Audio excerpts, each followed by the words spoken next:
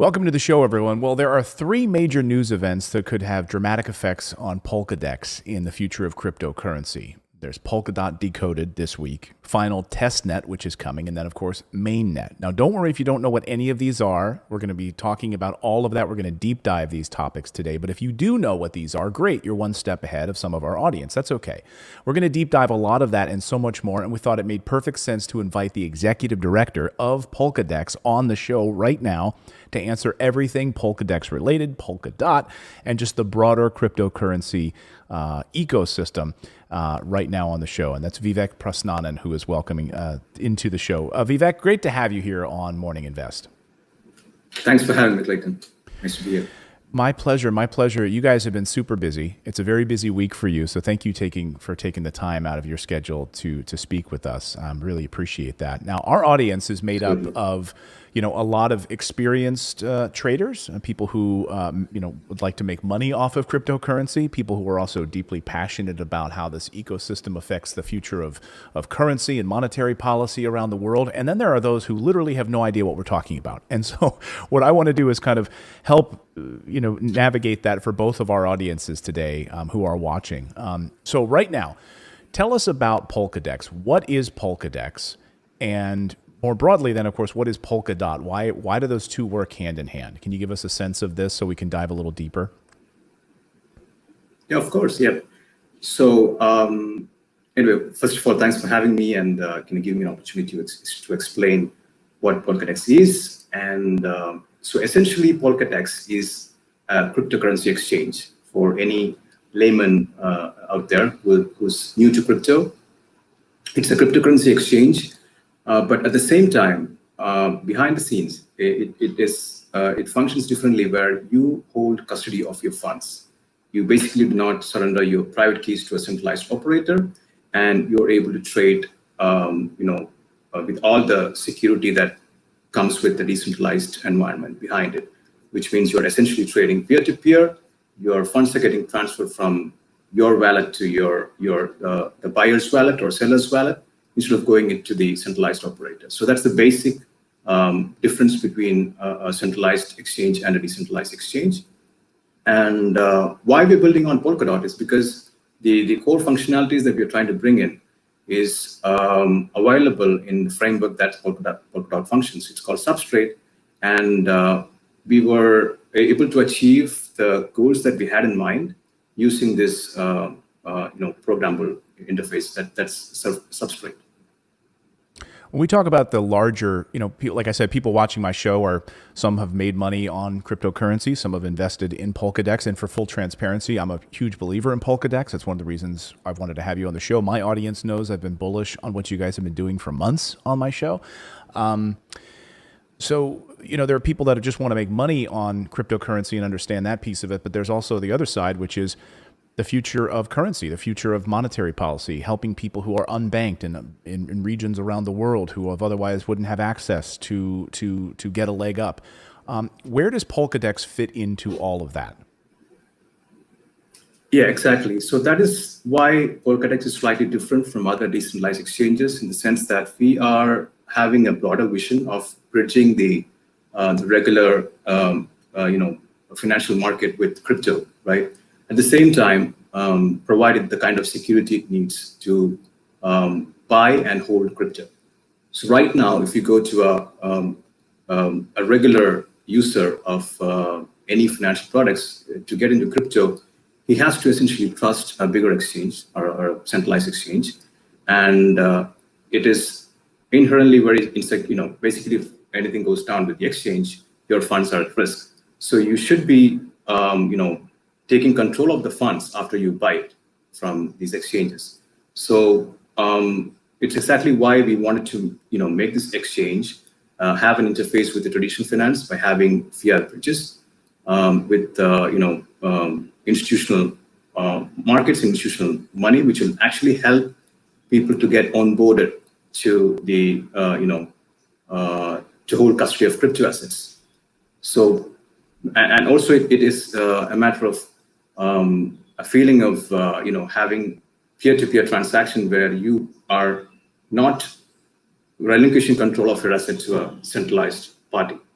So if you're trying to buy any asset from me, you're basically transferring it to me directly instead of having a central person holding it for you and then agreeing to complete that transaction. So that's the difference what decentralized exchanges and decentralized institutions can bring to the society, right? It can make it more, transactions can go cheaper, and it can be more available, and to a far greater extent, censorship resistant as well. You basically have more control on your what you're doing in peer-to-peer. This was a big week. The Polkadot Decoded event, just 2 days away. This is going to be big. For our audience that isn't familiar what this is a 2-day event with workshops, talks, all focused around the Polkadot ecosystem. What are you guys planning? What are you expecting from this event? Well, this event is basically to bring together the Polkadot community and showcase to the world what they're, all of these projects are building on top of it, right? So you have selected and curated projects which will present their projects to the whole world, and people can actually listen to what we are building. And it's a great community because it's the biggest advantage of building in with a substrate and Polkadot essentially is the way how the scalability of blockchains are taken to a different level, and people are now dreaming about Internet of blockchains, which essentially used to be similar to what the Internet used to be as segregated networks, right? And it had to have a TCP/IP or some sort of a protocol to stitch it all together. And that's a sort of environment, or that sort of vision that Polkadot has, and you're able to create projects which are really was not possible before, with a composability of what you have in Substrate as a framework that comes with Polkadot, and relying on Polkadot as a shared security model and focusing more on your application. And so there are some exciting projects, some really great ideas that are being put together by teams. So you can, if you go to Polkadot Decoded, you can see and listen to what these people are building. And I'm so happy that Polkadex is one of the projects that will be showcasing our product, Decoded. Wonderful. I want people to take a look at their screen. This is Testnet, right? If you go to Polkadex.trade, you can see right here, Testnet is coming soon. So let's talk about Testnet and why this is so important to the future of Polkadex. Yeah, any blockchain that you try to build and try to program your logic on it, and before it goes live, it's like a beta stage or a prototype stage where you test the functionalities of the blockchain before it goes to the public. So that's essentially the testnet. So for Polkadex, we had 2 versions of testnet before we actually decided to go with the final one.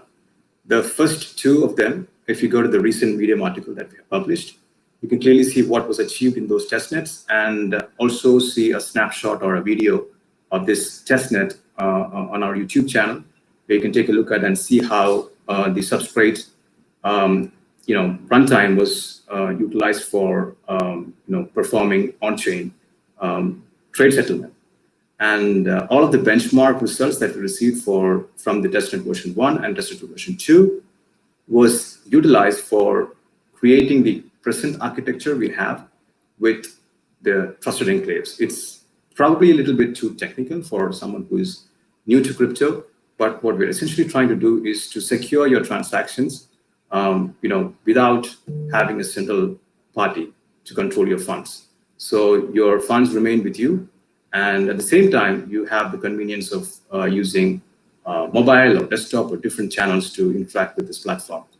And there are other decentralized exchanges in the past. The problem with them have been scalability, right? You cannot place transactions fast enough to make any profit, right? For example, someone who is used to trading bots, or someone who is used to trading with charts, with different signals, decentralized exchanges simply cannot hold the kind of throughput and latency that is needed to place quick trades and get out. For example, if you want to trade with 1-minute candles, 5-minute candles, very difficult. So that's what we're trying to solve here by having an architecture that'll have a central, basically an operator with no custody of your funds.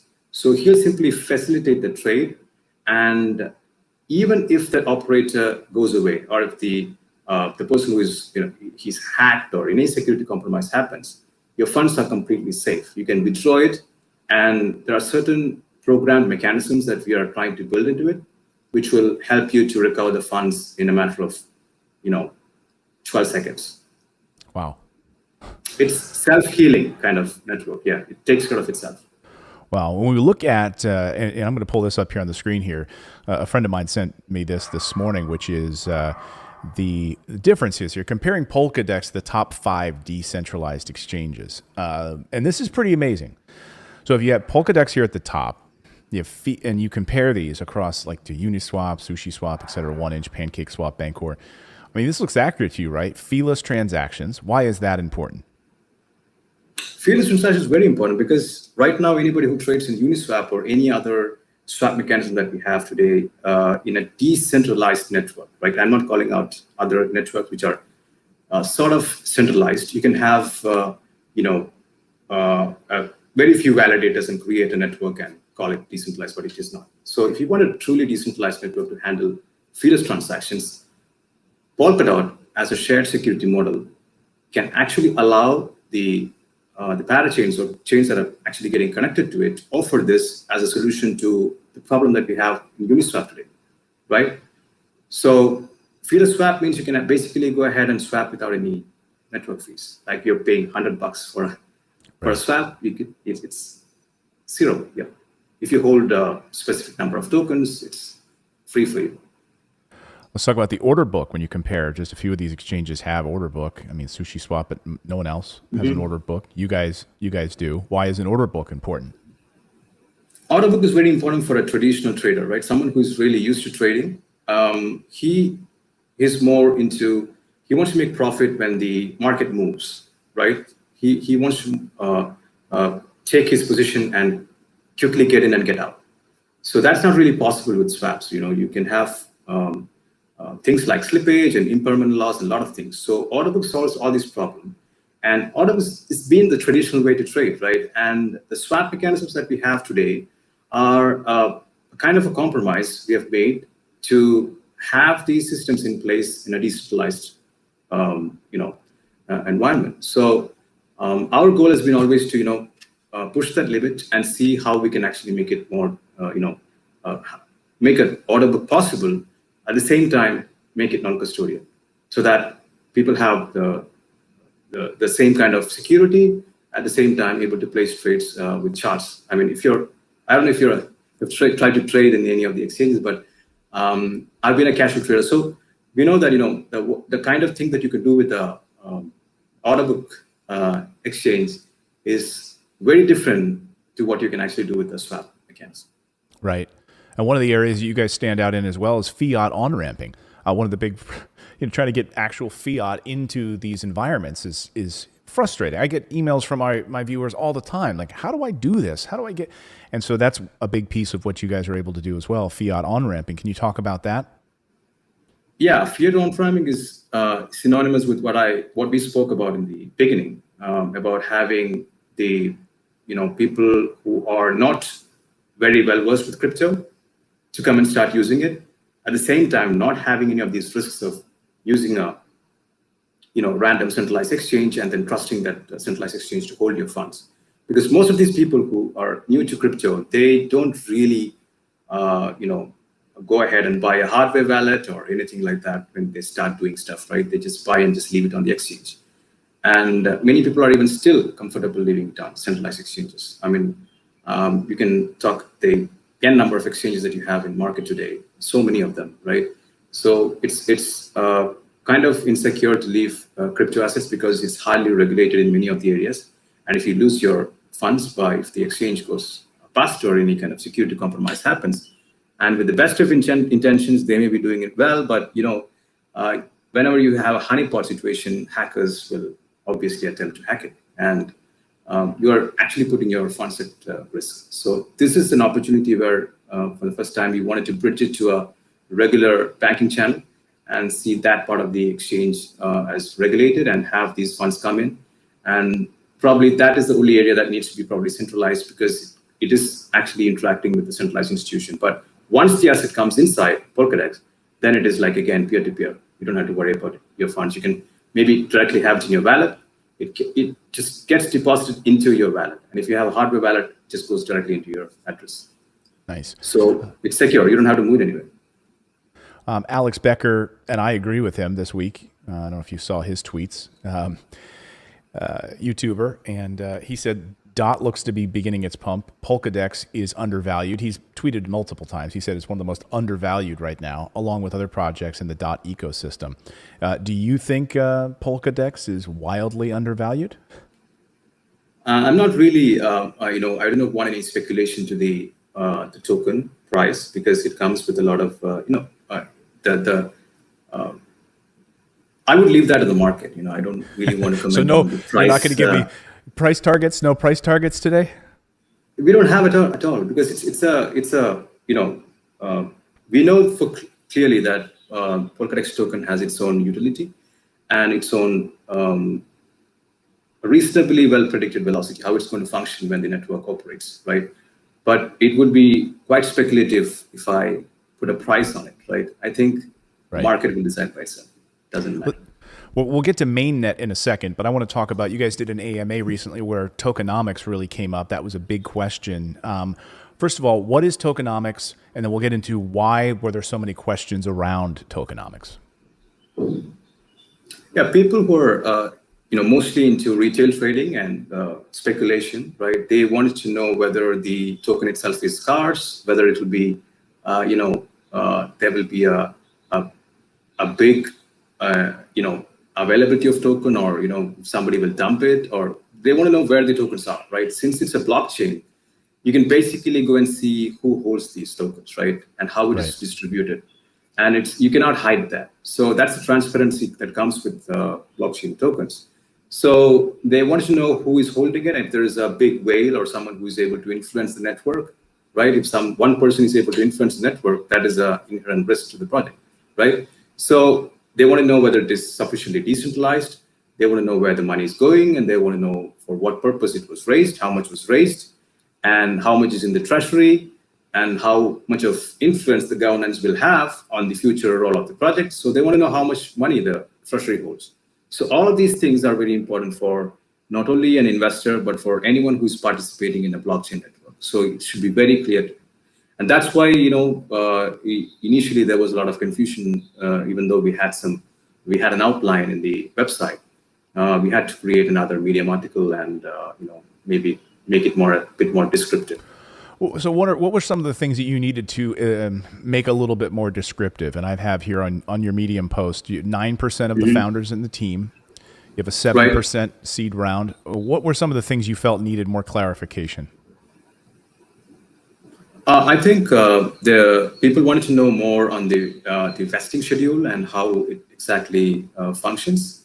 And it's pretty much clear from this, but I think people are trying to figure out how many of the tokens will be available after a specific time frame, right? For example, 6 months from now, 1 year from now.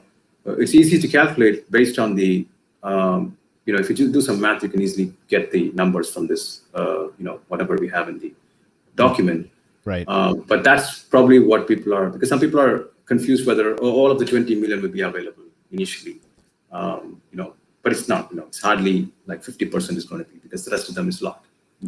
And so that's the total fixed supply is 20 million, right? That's not changing. That's what it is. Exactly. It's a self-correcting mechanism by the blockchain where it will always make sure that it's 20 million. It'll automatically burn it and bring it back to 20 if it goes above. So it's actually inflationary, but it is self-correcting. And how much is in supply right now? This 1.9? Right now it's 1.9 million. Yeah. Okay. It's about 10% is in supply. What about the big whale question? Is there a big whale holding it? Were you able to answer that? No, we don't have any big whale that will affect the market in any way. It's properly distributed because we had this cap size. We made sure that nobody could invest more than a specific number. We were very, very particular about that. Though initially we thought of getting it away with the fundraise, but But it's good that we did that. We don't have any single person owning a large chunk, because it's also in phases, right? 7% seed, then comes the private, then comes the other round. So everybody gets a small portion of it. So it's just a very small percentage of the whole thing. Let's talk about Mainnet. Why all eyes on what happens with Mainnet? First of all, we talked about Testnet. That's been going well. Tell us about Mainnet, why this is so important to the future of Polkadex. Of course, Mainnet is the main product, right? You are basically opening up the network to the public, and Right. from that point, it's its own baby, right? Even we have limited control on the network. That's how blockchains operate. It's decentralized, so it needs to be secure, and it needs to hold the value that it is actually giving to the public. It should be able to hold that value, which means that it should be resistant to attacks. And the product that runs on top of it, which is the application of the exchange itself, will be relying on this network to function. So we will be launching most of these features that we advertised as part of the initial milestones in the mainnet, so people can start trading and start using them right away. But we'll have several iterations before that. We'll have the testnet, and we'll have a build-up where we make sure that every stage we have these, especially Polkadex is a chain, or even if it becomes a parachain, it's going to have interaction with different other blockchains. Like, for example, we have bridges to Ethereum, we have bridges to other parachains, and with Polkadot, with other assets coming through Polkadot. So we need to make sure that everything is working fine and smooth, because this is you're not talking about valuable assets, right, being traded. So we want to make sure that everything goes well before we go for the mainnet. Well, good luck on Mainnet. So we'll, of course, watching it very, very closely, and again, we're very bullish on it. I asked our community a few questions, and they had some questions for you. They wanted to know about developers. How many developers? They want to know about your team at Polkadex. How many developers and other roles do you have working on this right now? Yeah, we have 5 full-time developers, and we're hiring 2 more. And a couple of them are working on bridges, and the other, couple of them are working on the Substrat T environment, the TEE, Trusted Enclave environment, and then we have one of them on the parachain. So we want to have more people. So most likely we'll hire 2 more engineers in the next 1 month to speed up the parachain process. Let's talk about marketing a little bit, Vivek. We mentioned Medium. That's been a place, obviously, you guys have been posting. What sort of marketing channels will Polkadex be utilizing? LinkedIn, Medium, something else? It'll be a combination of everything, right? It will be obviously LinkedIn and Medium and Twitter and our Telegram, where our community is mostly focused on, would be the primary place of distribution of whatever information we have. And the external distribution would happen through ambassadors and people who believe in our project, and the influencers who believe in our project, who wants to showcase what we are trying to do. And then it would also be partnerships with exchanges who wants to have programs we may be allowing people to stake, and also we have a staking program at the moment going on in KuCoin. And there will also be a parachain related, the auction, dot auction, right? So all of these are big events that will give a lot of opportunity for the community to participate and get engaged with what we are trying to build, and try and support. So these are the things we will be having as a part of marketing. And we have a full-time marketing officer, right? So she joined 1 month ago. So whatever she's trying to do is showing results right now. That's right. And hey, we're doing a show, right, as a result. So we're already seeing some of this in play, right? And I want to talk about, you mentioned KuCoin. That's where, of course, I've taught my audience, that's where you can find Polkadex. Let's talk about some of the other exchanges. What are your plans for the other big exchanges? We're not very aggressive on this because we feel that our community has a place to acquire and do what they want to do with. I think most likely we have a partnership coming up, Gate. That was very organic, which happened on the sites. So that's going to happen. And we are in discussion with all the, I would say, the top 5 exchanges. So let's see how it goes. I mean, when the time is right. It's not about listing everywhere. It's also about building communities. So we want to make sure that demographically, we want to distribute so that there's enough participation from different regions, right? Yeah. Binance, I imagine, is in that mix. I wouldn't comment, but we are in talks with everyone. Yep. Okay. So, what's next for you guys? Obviously, we've got the big event this week, and then Testnet, and then Mainnet. So you've got a very busy spring into summer here. Where do you see Polkadex going over the next 12 months? If you and I catch up a year from now, well, how do you hope Polkadex will have matured at that point? Polkadex would, in 1 year, be doing at least 100 million in trading volume. That's the target if things go well. Yeah, with the tech stack that we're building, and if it holds up, and looks like it's going to shaping up really well, and we should be doing at least 100 million trading volume in 1 year. 100 million trading volume. When Mainnet launches, where do you think you'll be with trading volume on day one? What do you have internal targets where you hope trading volume will be on Mainnet launch day one? We have a very approximate, internal target, which is like maybe 5 to 10 million would be good to start off with, so that it just picks up from there. 5 to 10 million with the launch of Mainnet. 100 million a year from now. It's going to be an exciting 2021. Yes, that's what we're. Let's try and make it happen, right? We have a goal, so it's very clear. So just try and do it. Perfect. Any ground we didn't cover that you wanted to cover here from your AMA session the other day that you felt needed more clarification for our audience, people who are watching this very closely? Nothing really. I think I would encourage people to join Twitter and Telegram to get the latest updates that we are trying to push, and also try to be part of all the events that we are participating, especially the Polkadex Decoded talk that's coming in from Gautam. Gautam's going to present and tell everyone how exactly we are going to make it happen, right, with the high frequency trading order book, and because people are so confused about how we're going to achieve it. So there is some basic fundamentals behind it, right? So they need to try and see in layman terms, right? Just an overview of how we are going to put it together. You can see that happening on the day of the event. So that'll be a nice time to catch up. I would be remiss, Vivek, if I didn't ask you about India. I'm going to get you out of here on this question. Obviously, sure. the world's attention on India right now, as it is absolutely battling this variant of COVID. How is the Polkadex? Not in a good way. Not in a good way. Yep. No. Obviously, you're there. You're in India. I imagine, is most of the Polkadex team in India as well? Yeah, just the 3 of us. Maybe 4, one more developer. That's it. The rest of the team is all over the place. We don't call it just one region. Right. We have at least 10 countries in the team. Yeah, I know. Yeah. Well, that's how we all work. That's how we all work right now. Right. That's our team here at Morning Invest as well. The 3 founders and 1 developer is from India.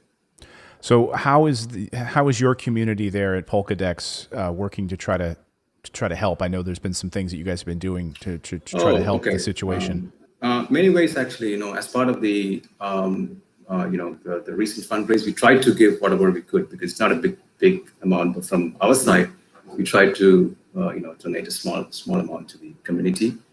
And we personally, I'm part of the local Rotary Club, and so we're trying to do things that we can from here in India. So it's a very bad situation, but we are all doing in our whatever small capacity that we can to help and try and overcome this, right? It's a hard few months from here. We need to survive. Right. Well, our thoughts are with all of you there in India, and anyone watching from India right now who's dealing with this horrible outbreak there. So our thoughts are with you guys. And we want to thank you, Vivek, for joining us this morning, taking some time out. It's a very busy week, and it's a very busy spring. It's a very busy summer for you guys. So thank you for sharing your roadmap, what you guys are looking to do, and the bright future for Polkadex. I really appreciate you joining us today. Thank you so much, Clayton, for having me in the show. Look forward to having more of like this. Okay. My pleasure. I look forward to talking with you in a year. We'll see that 100 million target.